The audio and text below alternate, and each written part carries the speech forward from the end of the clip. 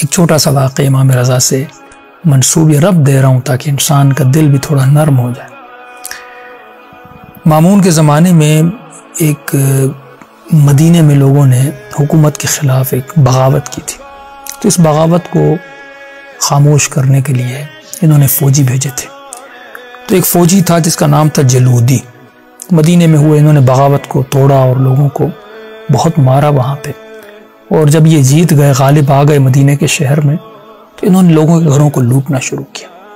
فرماتے ہیں گھر گھر جاتے تھے، لوٹتے تھے، تو آخر میں یہ بنی ہاشم کے محلے میں گئے اور وہاں پر انہوں نے لوٹنا شروع کیا۔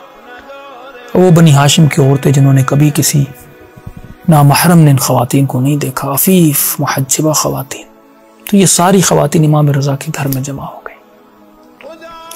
تو یہ ملعون جیسے وارد امام نے روک لیا۔ امام نے کہا کہاں جا رہے ہو؟ تو اس نے کہا اندر جا رہا ہوں۔ کیوں جا رہے ہو اندر؟ خواتین تو سب کے گھروں میں جا چکے تھے، تو اس نے کہا ہمیں سونا چاہیے۔ تو امام نے کہا یہیں پہ رک جاؤ، میں سونا لاتا ہوں۔ اس نے کہا نہیں، ہم لوٹنے جائیں گے۔ بہت اس نے امام نے اس کو سمجھایا۔ اللہ جانے اس پر بات کا اثر ہوا یہ ملعون پر، اور امام اندر جاتے ہیں، بیویوں کو کہتے ہیں جو بالیاں ہیں، جو کچھ جو ہیں، کنگن ہیں، سونے کے جتنی بھی زیورات ہیں، امام سارے لے کر اس کو دیتے ہیں۔ یہ راضی ہو کر وہ لے کر چلا جاتا ہے۔ اب وقت گزر گیا اور ولایت عہدی کا وقت آیا۔ مامون نے امام کو بلایا خراسان۔ جب مولا پہنچے تو 3 وزیروں نے مامون کی بڑی مخالفت کی کہ ہم اسے ولایت عہدی پر نہیں مانیں گے۔ بڑے سرکش تھے اور بغاوت ہونے لگی، تو مامون نے تینوں کو جیل میں ڈال دیا۔ اور جب امام کو ولی عہد بنا دیا تو مولا ان کے ساتھ بیٹھے تھے، اور اس نے ان تینوں وزیروں کو پہلے کو بلایا، اس کو کہا کہ یہ میرے ولی عہد مانو گے کہ نہیں مانو گے؟ اس نے کہا مرتے دم تک مر بھی جاؤں میں اس کو نہیں مانوں گا۔ مامون نے حکم دیا اس کو مار دو۔ دوسرے کو بلایا، اس نے بھی کہا میں مرتے دم مر جاؤں گا، نہیں مانوں گا۔ تیسرے کو جب بلایا تو یہ تیسرا جلودی تھا، تو یہ جیسے آیا تو امام رضا علیہ السلام نے مامون کے کان میں کچھ کہنا شروع کر دیا۔ تو امام نے فرمایا اس سے بخش دو۔ دیکھیے امام یہاں پر اشارہ کر رہے ہیں کہ کون سا کام اہل بیت علیہ السلام کی نظر میں مہم ہے۔ امام کی نظر میں سونا مہم نہیں تھا، امام کی نظر میں کون سا مہم ہے کہ اس نے ہماری عورتوں کے اندر نہیں گیا تھا، یعنی عفت کو اس نے نہیں توڑا تھا، اس نے میری بات کو مانا تھا۔ سونا چلا گیا تو کیا ہوا، لیکن کم از کم عفت و آبرو بچی، اس نے یہ میری بات مانی، اس کی وجہ سے اسے چھوڑ دو۔ یہ قیامت میں پوچھا جائے گا۔ تو مامون نے کہا کیوں چھوڑو؟ امام نے کہا یہ آیا تھا لوٹنے، میں نے اسے منع کیا تھا، اس نے میری اتنی بات مانی تھی کہ اندر خواتین میں نہیں گیا تھا۔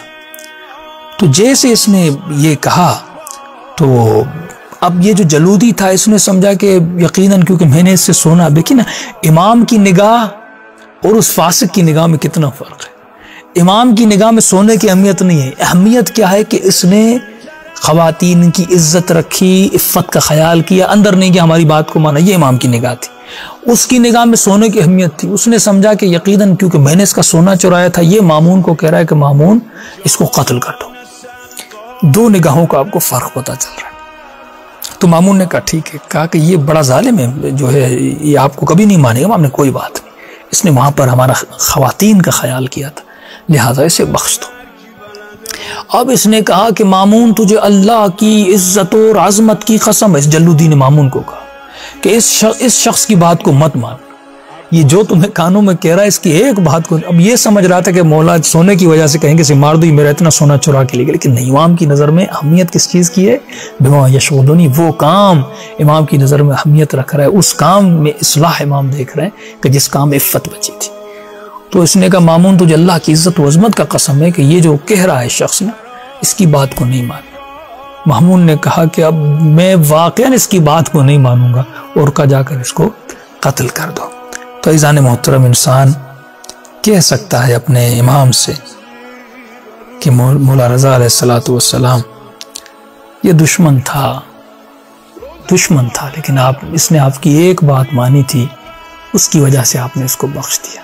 مولا ہم بہت برے ہیں، ہم بہت گنہگار ہیں، ہم بہت خطا کار ہیں، لیکن کچھ بھی ہو ہم آپ کے دشمن نہیں ہیں، ہمارے دلوں میں آپ کی محبت ہے، آپ کی ولایت ہے۔